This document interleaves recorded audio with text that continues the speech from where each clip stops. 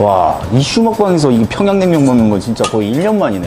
솔직히 그때는 내가 평양냉면을 처음 먹은 지 얼마 안 됐기도 했고 별로 그냥 안 좋아했거든, 맛이 낯설어서.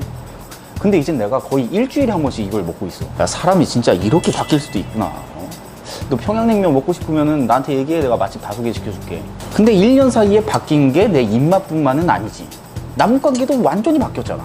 1년 전에 내가 이 영상을 만들 때는 정은이가 왜 지랄일까? 아니면 뭐 북한이 진짜로 전쟁을 일으킬 수 있을까? 뭐 이런 주제로 만들었는데 지금은 남북이 평화롭게 대화하고 교류하고 협력하고 이런 게 정말 당연한 것처럼 느껴지니까 정말 세상 일은 한 치 앞도 모르는 거고 인간은 망각의 동물이 맞아.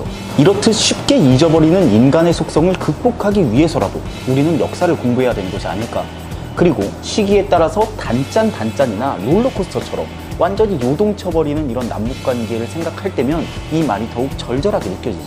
뭐 4월 위기설이니 6차 핵실험이니 뭐 선제타격론이니 한창 시끄러웠던 작년뿐만 아니라 분단 이후 수십 년 동안 남북은 수많은 충돌과 위기를 겪어왔거든. 근데 우리 눈에 쉽게 드러나는 충돌뿐만 아니라 남북이 보이지 않는 곳에서 비밀스럽게 싸워온 역사도 존재한다고. 간첩이나 비밀 요원을 보낸 등에서 말이야. 난 개인적으로 이런 게 더 흥미롭더라.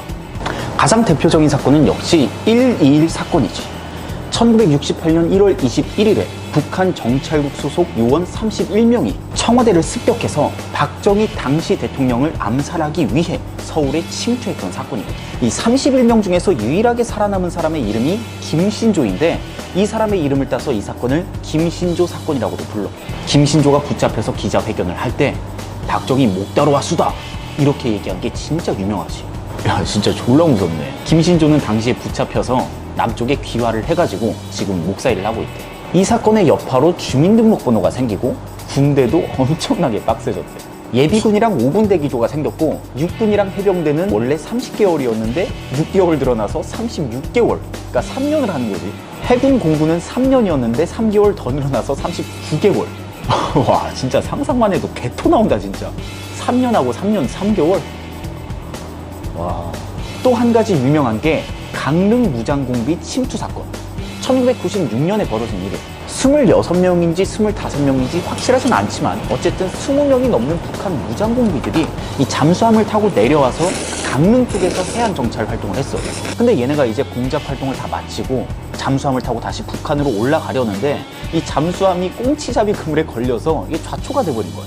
그래서 잠수함이 망가졌으니까 빼박 육로로 올라갈 수밖에 없잖아. 그래서 육로로 올라가려고 상륙을 시도하다가 우리 측 68사단 소속 병사와 택시기사 이진규 씨가 이 잠수함을 발견하면서 얘네들을 소탕하기 위한 작전도 시작되었지. 작전은 무려 49일 동안 진행되었어. 13명이 우리 군에 의해서 사살되었고 1명은 생포되었지.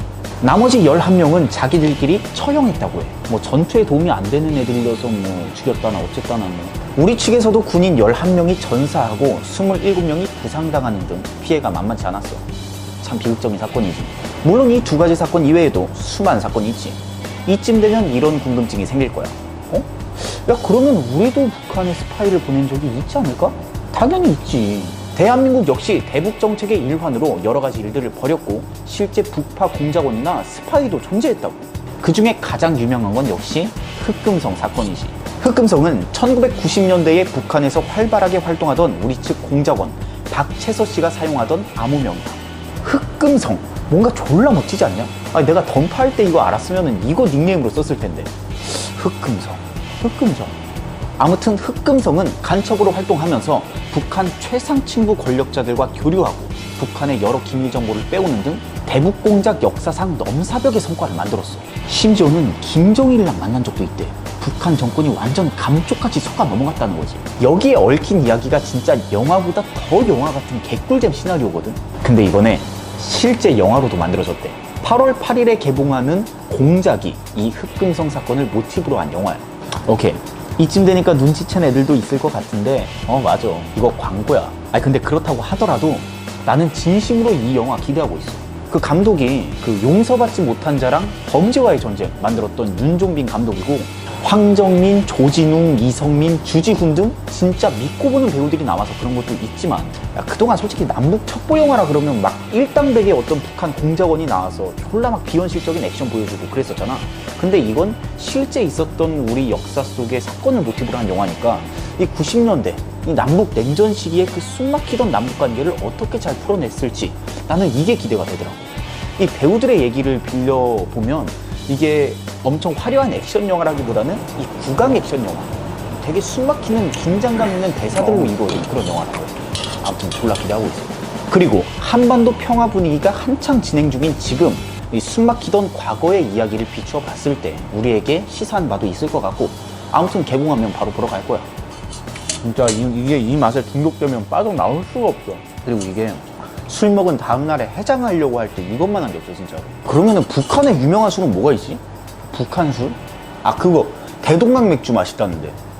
아 대동강 맥주 편의점에서 안 파나? 수입 맥주 해가지고. 남북 통일 이런 게 중요한 게 아니야. 일단 편의점 맥주 통일부터 돼야 돼. 대동강 맥주 진짜 먹고 싶구만. 아 공작 보면서 대동강 맥주 딱 하나 걸치면 진짜 최고인데 진짜.